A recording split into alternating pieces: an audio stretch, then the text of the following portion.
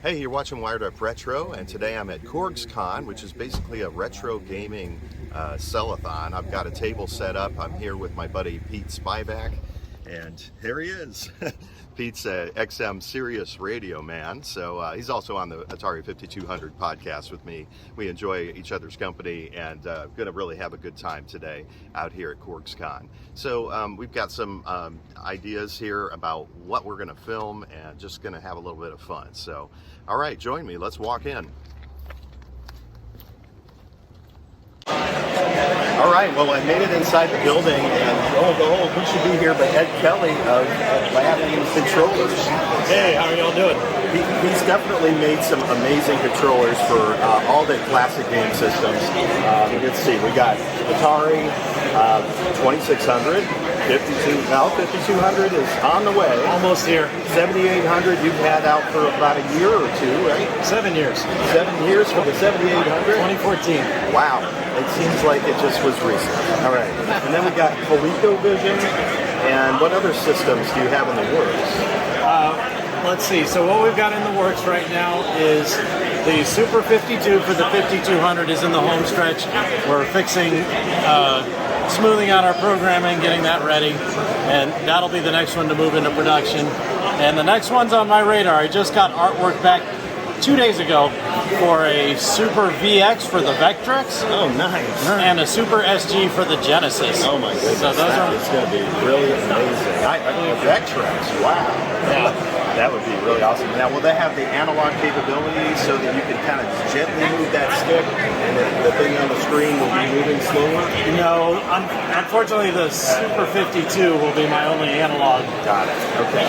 For the Vectrex, it'll be a simple digital controller. And there's only, what, 1 or 2 Vectrex games that would even use that, so yeah, not a big deal. But for the 5200, it's very valuable. Very important, yeah, because Dreadnought Factory is one of my favorite games. Yeah. You can't play that with a digital stick. Right, and same with Dreadnought. Commands. You've got a number of them. Kaboom and Super Breakout. You want to have it for that.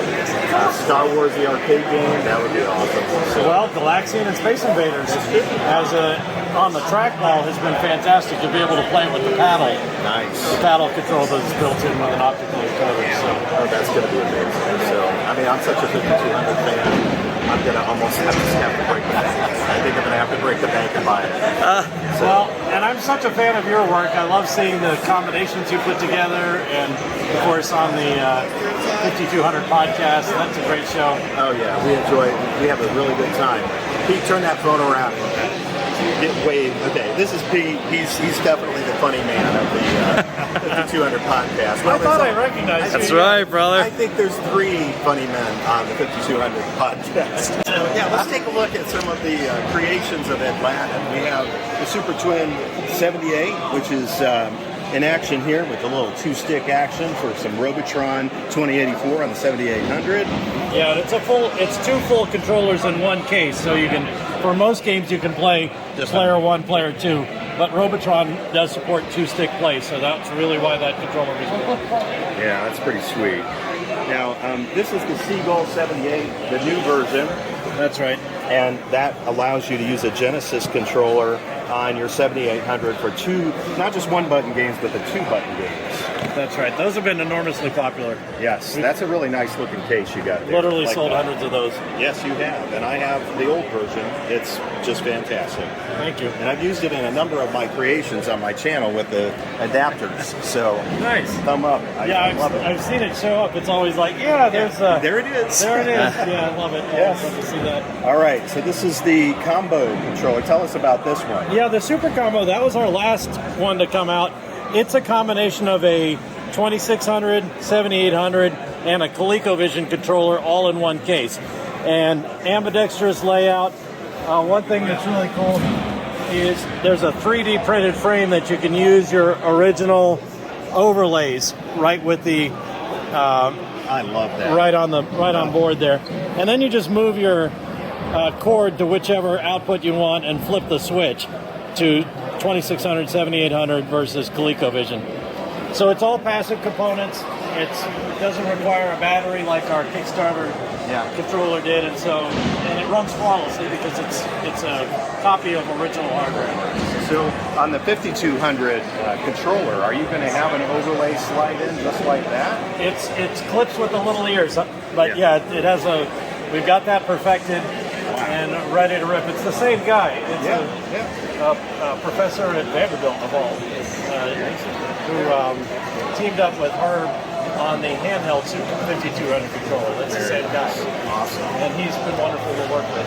Yeah, I love that feature. That is amazing. All right, we got some more Super 78s. You're selling some little parts, trinkets. Yeah, Super 78, and then just brought this to show. And of course, I can change these out. Oh, Our tagline is "Your wish is our command." Exactly. So if somebody really wanted the controller but wanted all OSU colors here in Columbus or whatever, we could Halloween colors. Halloween colors with that one. This one I really love because it gives you an ambidextrous. It's still a Super Twin, just like the one we just saw. Yeah. But the ambidextrous, the mirror image layout, you get a left-hand stick and a right-hand stick in one box. Nice. That's really my favorite because you get the best of both worlds there. And then last but not least, the Super CV is by far our biggest seller. This one is number 132, and we've just sold these like hotcakes. That's our big seller. Works with the 2600, and then it's a Super Action controller. Again, passive hardware, so it's flawless with every game.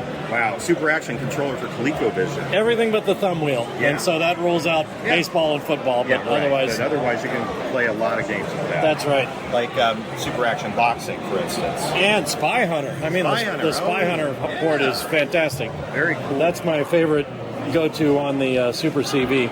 Okay. All right, so amazing. Very cool. Well, I appreciate you showing me what you have. Let's show some of his merch over here. I've got merch. We also sell most of our boards as kits. If somebody wants to build their own arcade controller, for $15 instead of $150, they can do their own thing. Very nice. Makes it so easy to be able to have a nice input-output board. Yeah, very cool. I didn't know you had that. Yeah, it's just... I'm going to have to consider that. We're already making them, so, why not make them available to the community?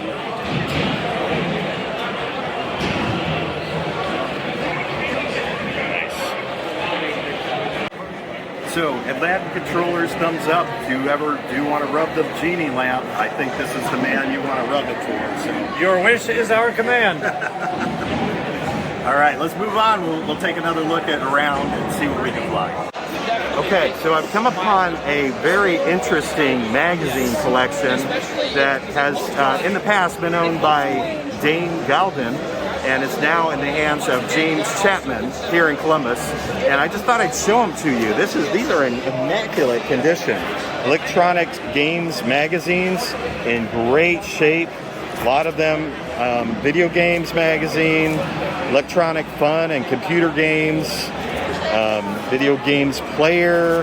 They're all in just supremely awesome condition from the 80s. Video and arcade games. So many different magazines. Video Gaming Illustrated, Atari and Video Game Magazine, computer games. I have this one actually in my own collection at home. And let's see what else we got here. Wow.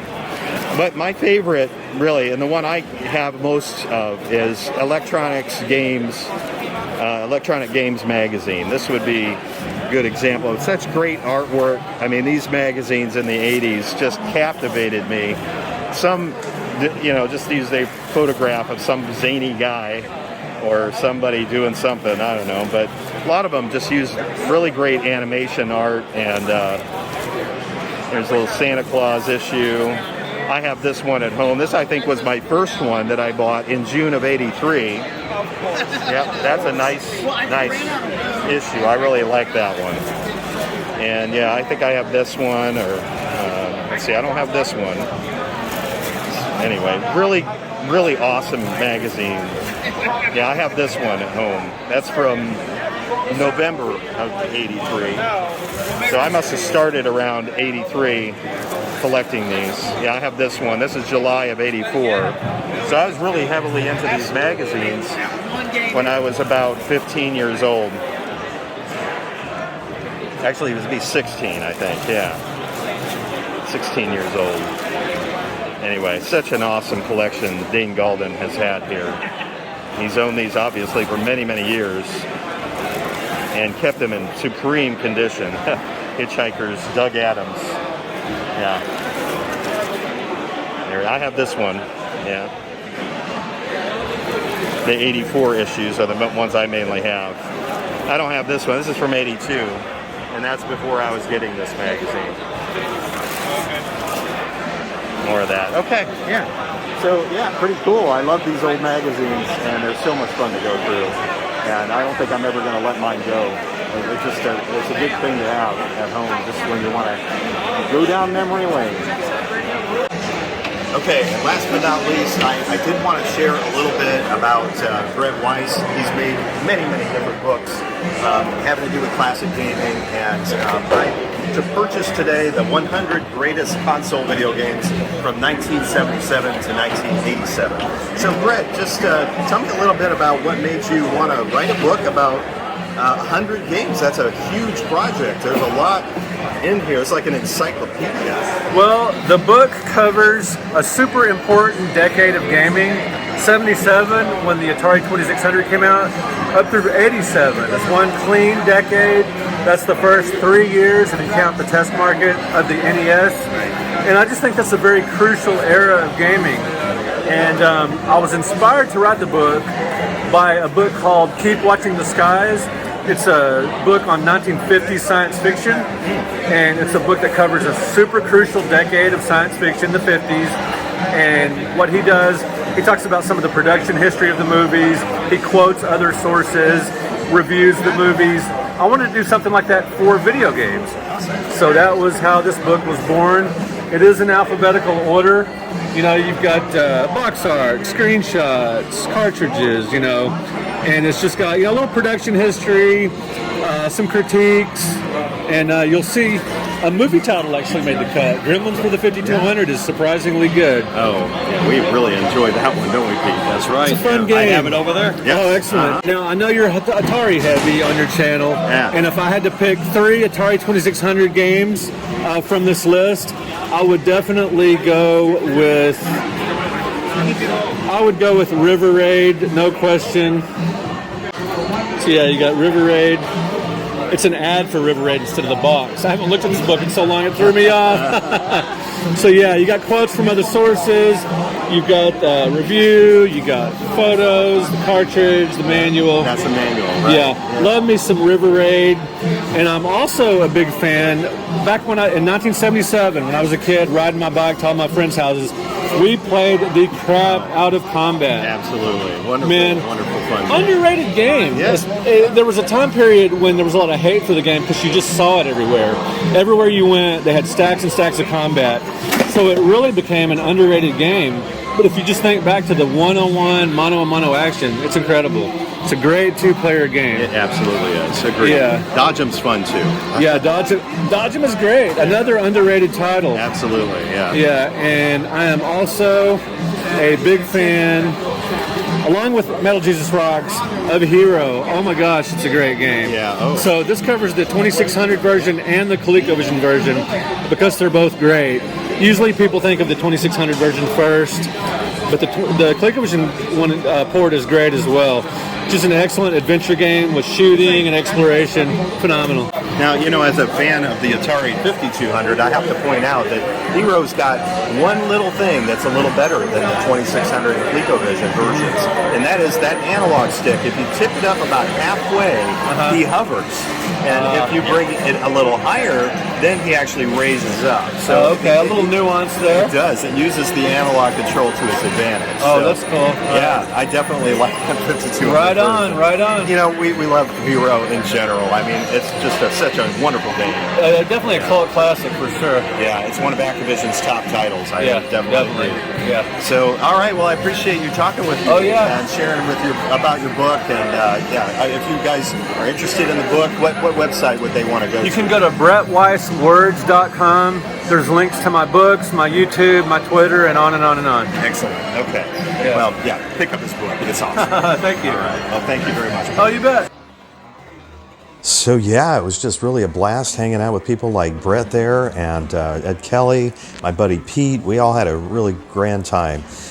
And I'm making this video kind of a two-parter, so you're gonna have to wait till I post my next video to watch the rest of what I have to offer. I will just give you a couple of little hints here. I'm gonna be showing off a very unique Intellivision that is extremely, rare. And then I also am gonna be showing off my interview with Audacity Games, run by, of all people, David Crane and Gary Kitchen. Former Activision programmers for Atari 2600 games, Pitfall for David, and Keystone Capers for Gary. So ultimately, you'll get to hear from them on my next video. I'm also going to be showing off some items. Here's a nice little joystick that I happen to land. It's called the Best Joystick, and this is really a 7800 joystick that was made by Best Electronics quite a while back. It's kind of different than an Atari 7800 joystick in a couple of different ways. I really like this. I found it pretty dirt cheap at this convention, and I'm really excited about it. It has a nice joystick action. It's not as tight feeling as the original 7800 joystick, the Pro Line controller, or the Pain Line controller. But yeah, in the end, I do like the buttons on the side. They definitely have some good click-in action. It's a little bit more of a, they're a little bit more clicky than the original 7800 push-in buttons on the sides of the controller. This was an amazing find at $6. So I'm going to be showing off some of the other items that I landed on my next video. So definitely stay tuned. If you haven't subscribed to my channel, give me a subscribe. I'm definitely looking forward to showing you some of the other things I bought, so stay tuned. All right, you guys keep having fun out there. Hopefully some of you are getting to go to some of these retro gaming cons, such as CORGs, and there's the Midwest Gaming Con. Should be a lot of fun for many who are going to that. So all right, I'll leave it at that. You guys have a fun time out there. Take care.